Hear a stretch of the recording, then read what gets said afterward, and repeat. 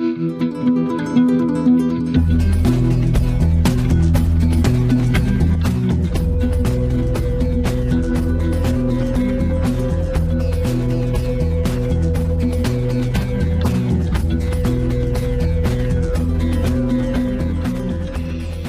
citizens. So this is a bit of a weird one. I was back from Toronto on late Monday, and then I had to take a few days off for a bit of recovery.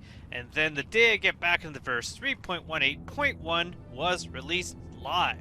Now, I did this video a bit differently. I can't currently record gameplay and my voice at the same time because until the sutures in my jaw heal up a bit, it's really painful to wear headphones. No matter what I tried recording, all I got were echoes and extra loud clicky keys on my keyboard, and wearing the headphones when they're pressing against my face just really hurts. So I figured I'm going to take a break on that for a while and doing it this way.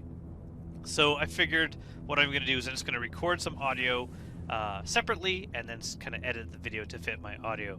So it should be good by Monday, fingers crossed. Playing without headphones is really weird. I'm not used to it, and wow, do they ever make the game so much more immersive. I've always loved the sounds of this game. There are a few things, like there is the alien ships that just have that like deep throaty noise. I've always loved those. But the stereo and the headphones add so much more, makes it so much better. So I might try out earbuds and see how that works, or I might just kind of wait it out. So 3.18.1 is a patch? How do I start this out being more positive? I mean, I was able to log in, so that's good. Really, I can't be too excited about this patch. I may put that in the title that I'm not too excited about this patch. And here's why. I know 3.18.2 is soon around the corner. Even if it's 2 weeks, 3 weeks away, it's coming up, and I expect it's going to be here by Invictus. And with that patch is going to be another wipe. So I'm not motivated to do things in the verse like earn ships, to make money, get some of my my inventory together.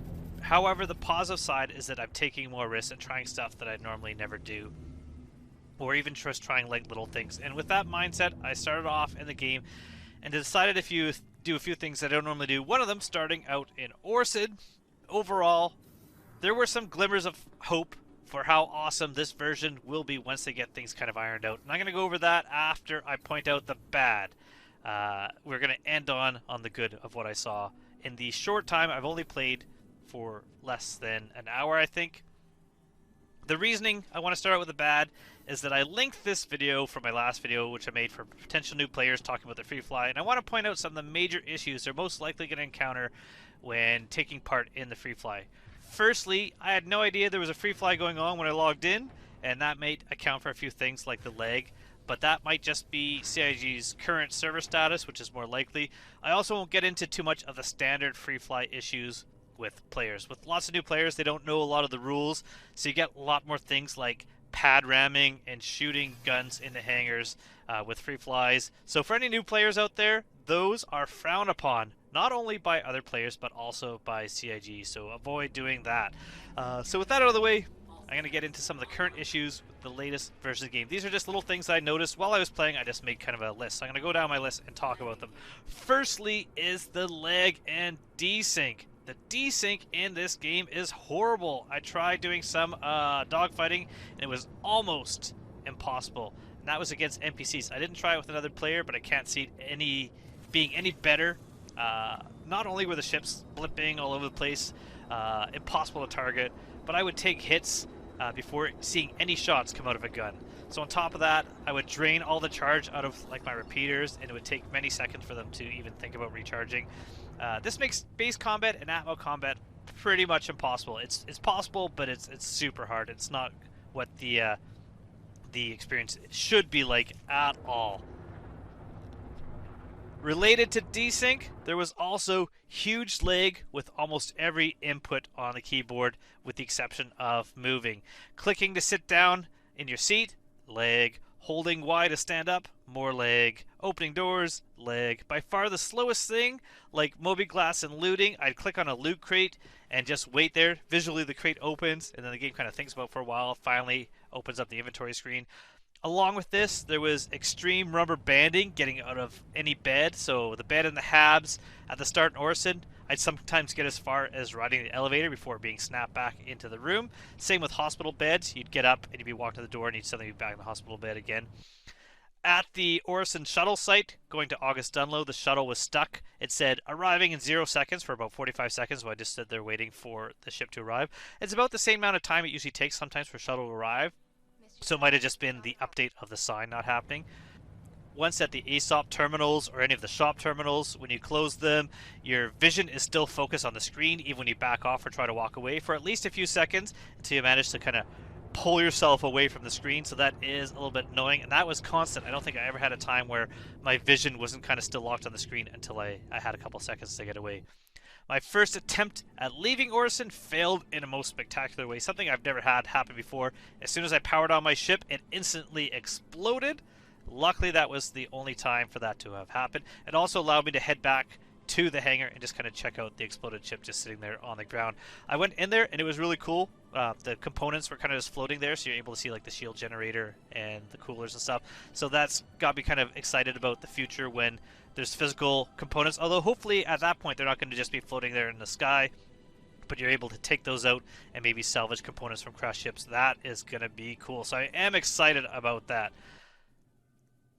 I also tried the Cuddy and found that the killer seats were still in effect. So if you own any of the Cutlasses, you should have a free Star Runner until they fix that. So thanks CIG for adding the loaner, because those seats make the Cutlasses really unflyable. You can sometimes get in the seat and fly them around, but you're taking a huge risk. A few times, elevators arrived empty with just a space where they should be. Calling them again quickly fixed that, and so it wasn't really that huge of an issue. I also had a few issues with quantum drives. One that's been consistent in a lot of patches is the occasional lack of sound while in jump. It's not game breaking, it's just kind of messes with the immersion a bit. I did miss it, but more annoyingly, there was one time when the entire HUD was missing. Luckily at that point I did have sound, so I'm able to still jump by listening to know when I was spooled up. It was worse than no sounds though, because you weren't able to really see a lot of the stuff that was normally with the jump HUD.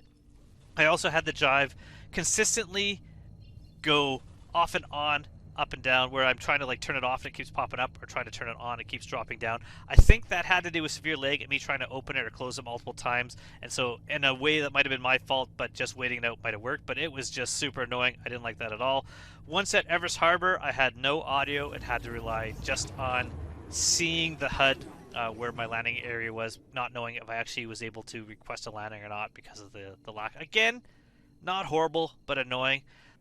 Lastly, a few neat quirks I'd never seen in the game. Not game breaking, but weird. In some of the locations, the airlock door would remain open, and this made it actually quicker and easier to exit or enter those building locations, because at least one of the doors you could just run through. And that's one thing that I did like. There were also other things that were not really quirks, but actual improvements of the game. I did like that all the ships are now deliverable when you first start. They're not actually at your home location. And this means now that if I wanted a larger ship, like if I actually owned a Carrack or like a Reclaimer, I don't, but if I actually owned one of those and I wanted them at another location, I could fly to that new location and deliver it there, not having to claim it from where it was. The only drawback is that if you want to add some new components or paints to your ship, you're going to have to deliver it to the location or transfer those paints to that new location that you start that ship at.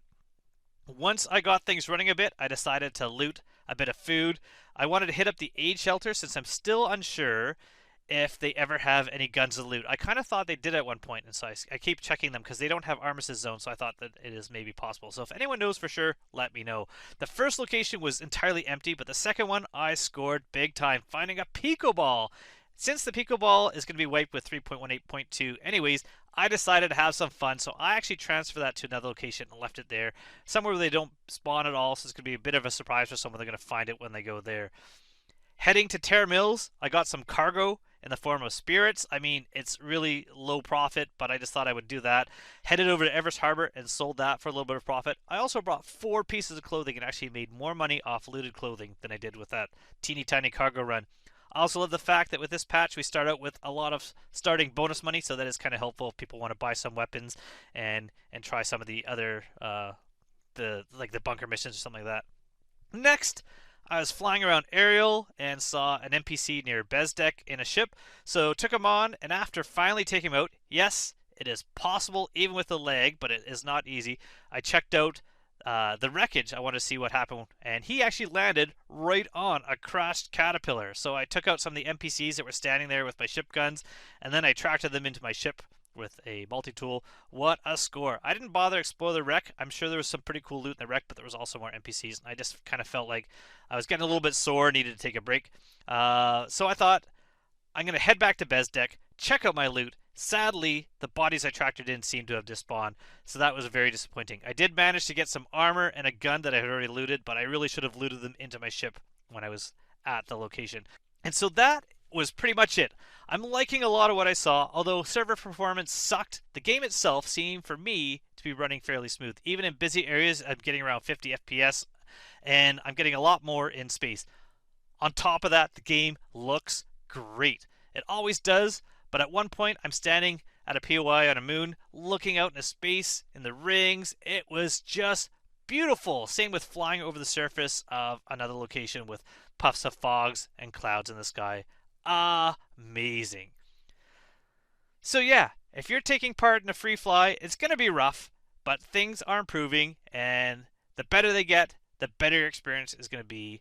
And when it's good, this game always blows me away. So keep at it, try to keep positive, and just know that whatever you earn, more than likely whatever you also lose, doesn't matter. You're going to be starting over. It's going to be reset anyways. There's a new free fly event coming up soon, but if you want to keep playing until then and you want to take advantage of the referral bonus and the discounted starter packs, check the link in the description below to my other video where I talk more about that, or just click the link below to get yourself into the verse, getting yourself a game package, and you can earn that free Merlin as part of your hanger. So until then, thank you for watching, everyone. Have an awesome weekend. Hopefully things are smoother. Goodbye.